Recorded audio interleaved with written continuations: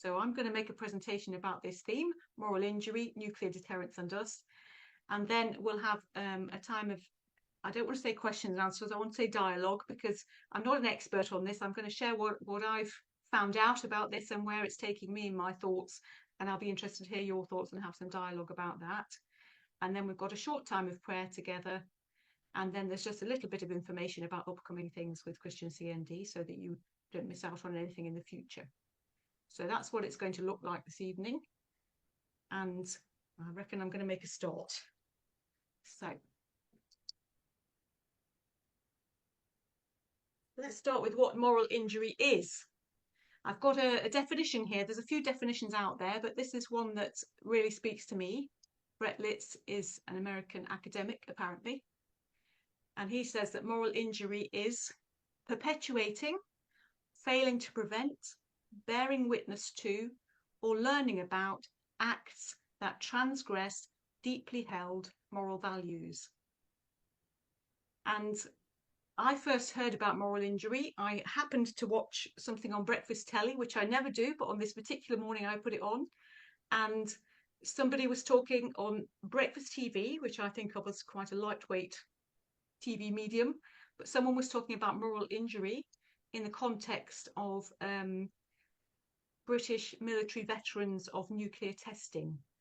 So she was speaking about military veterans, including her own father, who had found themselves at the site of nuclear weapons testing and had been put there to see what that was going to be like and see what the effects on them might be. And as well as speaking about the physical injuries that they may have suffered, or their families, so, the physical effects of that exposure to radiation, she spoke about this idea of moral injury, which was new to me at the time, but something about it really resonated with me. And I just felt like it helped explain something that I feel about what I feel about nuclear weapons and nuclear deterrence and what I'm trying to do about that in my life, that there is something about the presence of nuclear weapons in our world that transgresses my deeply held moral values. And I hadn't really had some language around that until I saw that television program and got some kind of idea around this moral injury. So I think there's something about the fact that nuclear weapons, the presence of them, is perpetuated in our world. A sense of failing to prevent that myself, bearing witness to it and learning about. Some people continuing to research and develop new kinds of nuclear weapons, the storing of it, investing in them. I just feel this deep sense of my moral values being violated, transgressed by the continuing presence in the world. And the idea of nuclear deterrence, this belief that nuclear weapons keep us safe, that just I've struggled so much in my life to put that into words, but there is something about this idea of moral injury that has really helped me with that. And that's what I'm going to unpack in this presentation. So that's a place to start, one of the definitions, and Hiroshima. And then I unpicked it further. I found this book. I spoke to Kerry Marsh, actually, who had been on that television programme. And she told me about this book, which is written by Brian Powers, who is a professor in Durham University. And this is it, Full Darkness, Original Sin, Moral Injury and Wartime Violence. So the book isn't about nuclear weapons, it's about violence in warfare, and it's in an American context. But Brian Powers is an expert on moral injury. And so I found a lot in the book, it truly is dark, and quite hard to read, but I found a lot in it that's really helped me to think about this. So, for example, he talks about veterans, he's working with military veterans, experience a distortion of life in which all the goods they reach for are tainted with violence and death. And what he means by that, which sounds quite difficult to access, what he means is he began to explore moral injury himself when he was working with veterans who had PTSD in America. And he was saying there was something he began to see that their PTSD, not all of the harm that they experienced and the continuing suffering that they experienced, not all of it was psychological. There was something about their own moral values being transgressed that was part of what they were experiencing. So he talks in the book about how the military in America and elsewhere, they are trained and conditioned during their training to overcome a natural human aversion to killing another human being. So they're trained very deliberately to enable them to overcome that aversion in a conflict situation and kill another human being. Part of that is around dehumanizing the so-called enemy, and part of it is around stimulated training exercises which are as real as possible, in which they continue firing at what appears to be other human beings.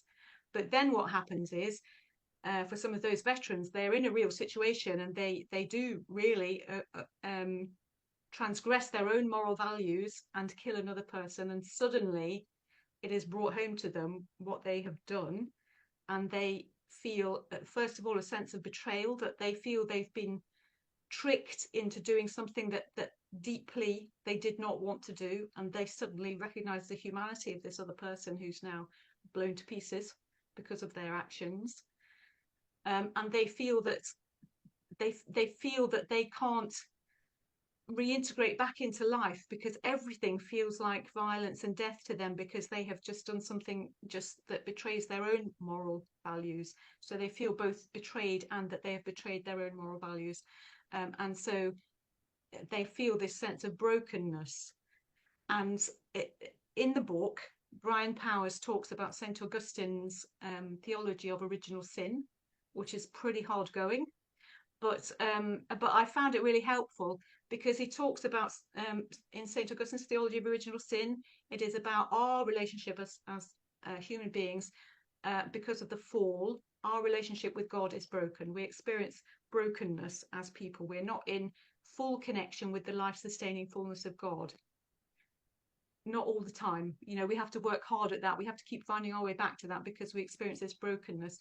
And where we have a moral injury, something that has transgressed our deeply held moral values, we can feel even more broken. We can feel that we're falling more deeply into that sense of brokenness. And I'm going to explore this a little bit more in the next slide, but I think there's something about, for me, the religion of nuclear deterrence almost, and the belief that nuclear weapons are keeping us safe. These things are bringing us more deeply into an experience of brokenness, further and further away from our connection with the life-sustaining fullness of God. So that's what the book is about in short.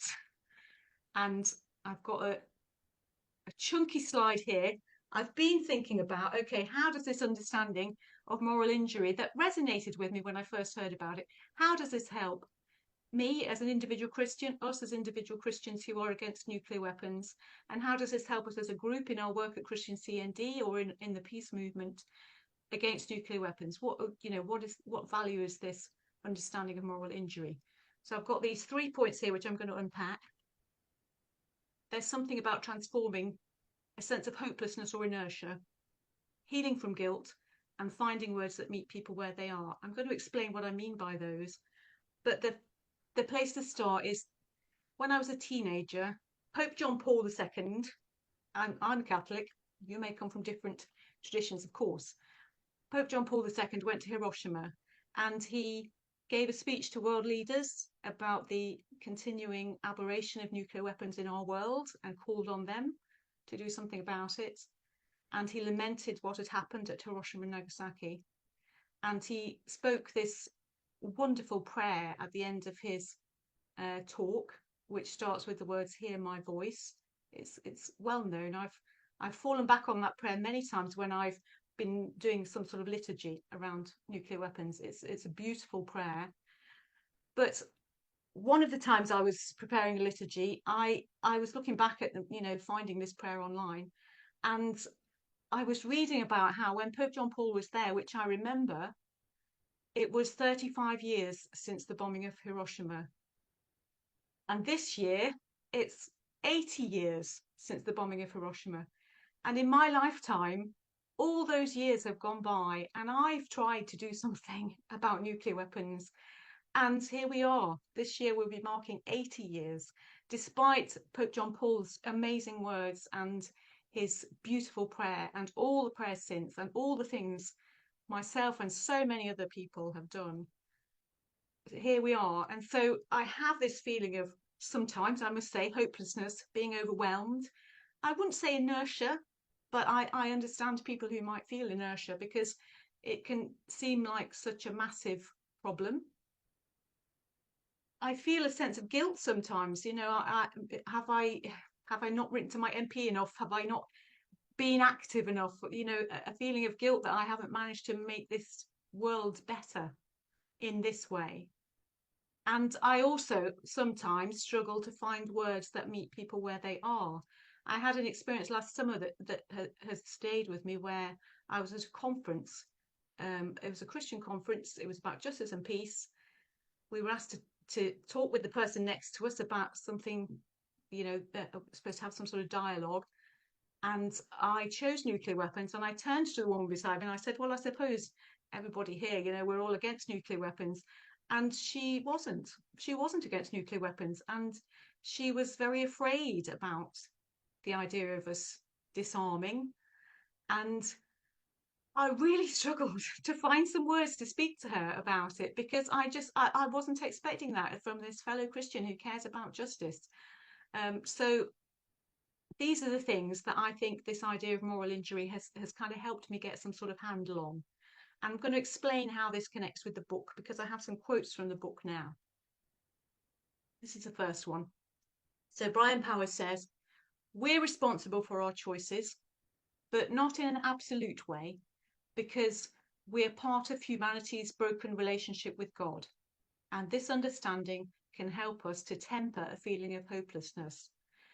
Now, I found that really useful. He talks a lot about choices and our will in the book.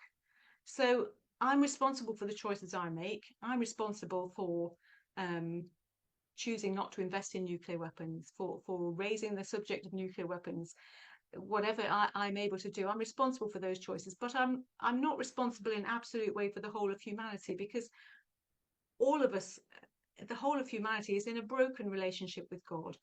This is much deeper than what I am able to do to change the world. Humanity's relationship with God is broken, and I should not be surprised to find brokenness. And I think that idea, thinking about it through this lens of original sin and this brokenness, has helped me to sort of temper that feeling of hopelessness and inertia, because it isn't all up to me. I think I kind of knew that in some ways, but this fuller understanding of this sense of my moral values, my deeply held moral values, being transgressed by nuclear weapons and the religion of nuclear deterrence, has helped me just to feel not quite so hopeless. And that tempered feeling of hopelessness comes out in the next quotes as well. I have this one. Brian Powers talks about the way original sin informs the understanding of moral injury as a category of human experience, allows for both the recognition of guilt and the specific naming of the forces that shape and constrain our will. I said to you it's a hard book. He uses quite hard language, but I think what he's saying here is, like when I heard somebody on breakfast telly talk about moral injury, and I recognised it, because it is a category of human experience. I hope that when I'm speaking about it now, you're recognising it too, this sense of your moral values being transgressed. I hope you're recognising that. And so when we think about the word sin in there, this understanding that our experience of moral injury is a category of human experience allows us to recognise guilt, where we're part of this brokenness, and the naming of forces that shape and constrain our will. So he talks about our will quite a lot, and what he's meaning by that is he talks about, it's a bit like the choices thing. However strong my will is to rid the world of nuclear weapons, however strong it is, all of us in the peace movement, to rid the world of nuclear weapons, there are forces that shape and constrain what we're able to do. So, for example, there is the military-industrial complex that lobbies for more money for nuclear weapons and better nuclear weapons, whatever that looks like. There are forces that shape and constrain what we're able to do by the power of our own will. There's also an underlying belief that the use of violence to resolve conflict is a good thing, or is a possible thing, is an appropriate response to conflict, which is a force much deeper than anything I'm able to undo in my lifetime, really. And the belief that nuclear weapons keep us safe. Before we can disarm, we need to unpick that belief, which is a force much stronger than something we might be able to do, just by our own willing this to be different. So I suppose it's this original sin is telling us about this deeper experience of brokenness. And this is where I was saying before that the idea of having nuclear weapons in the world and the belief in nuclear deterrence, and the belief that nuclear weapons are somehow something sophisticated for grown-ups to use, these things deepen our sense of brokenness, or our further awayness from God. I did mean to say before, and I want to just cover it now in case I've not made it clear, that when I was talking about veterans earlier and their experiences of moral injury and post-traumatic stress, I'm not equating how I feel, the moral injury that I feel, I'm not equating that with somebody who has, bombed a village. I understand that there's something, some difference in scale there.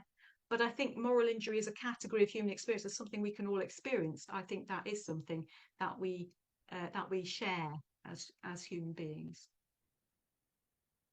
Okay, now some people may be wondering why I've not mentioned God a bit more. It's coming in.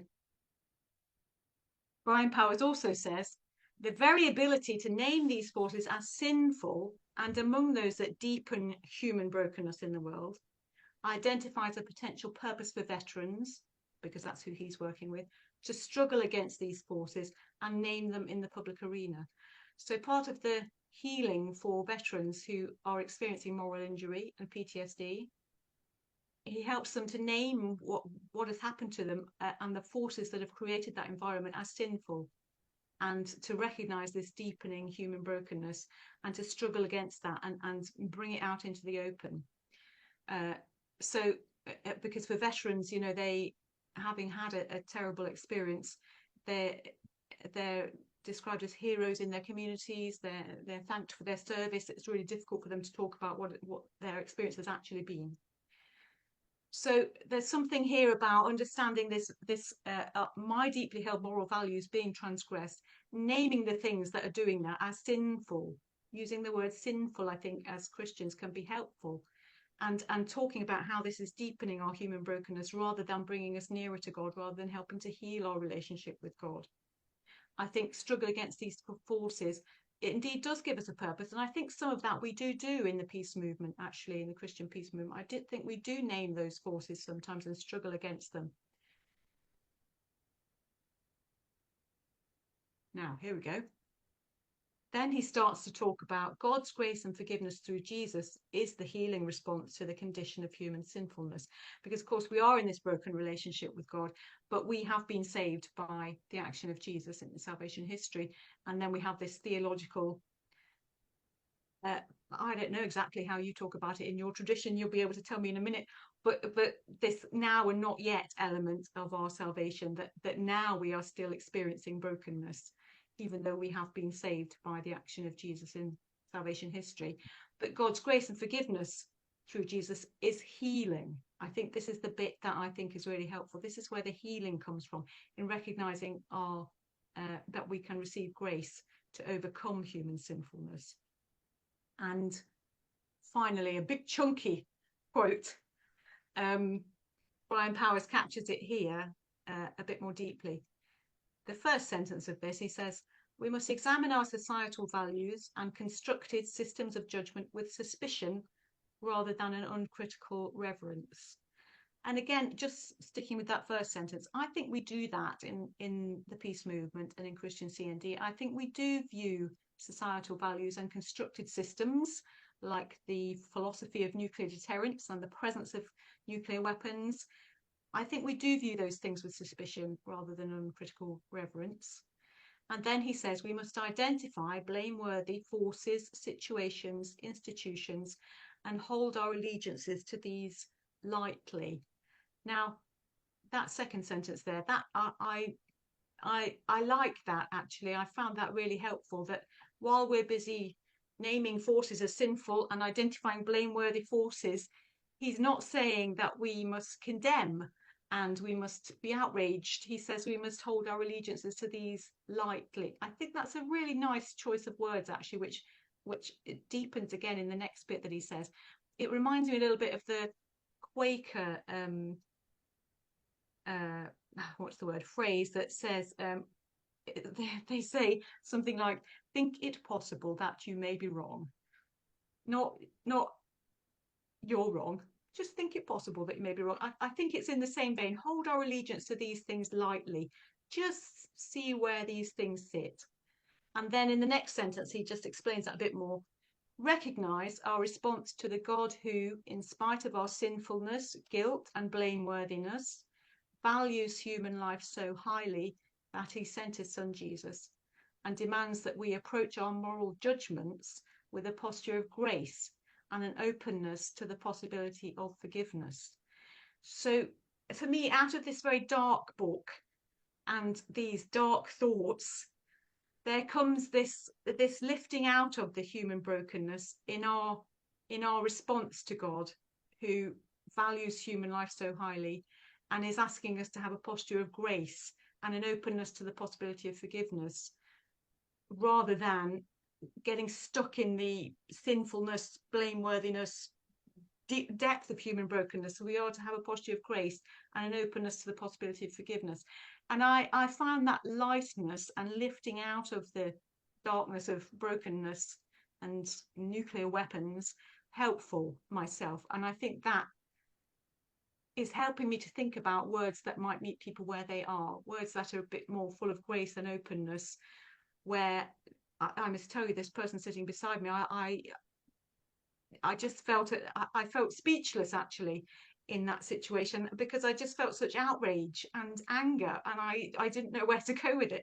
So I think this reminder that for us as Christians, we all experience sin and guilt and blameworthiness, and naming others is helpful in a sense, but actually let us do that with a posture of grace and an openness to the possibility of forgiveness as a way out of this brokenness that we experience.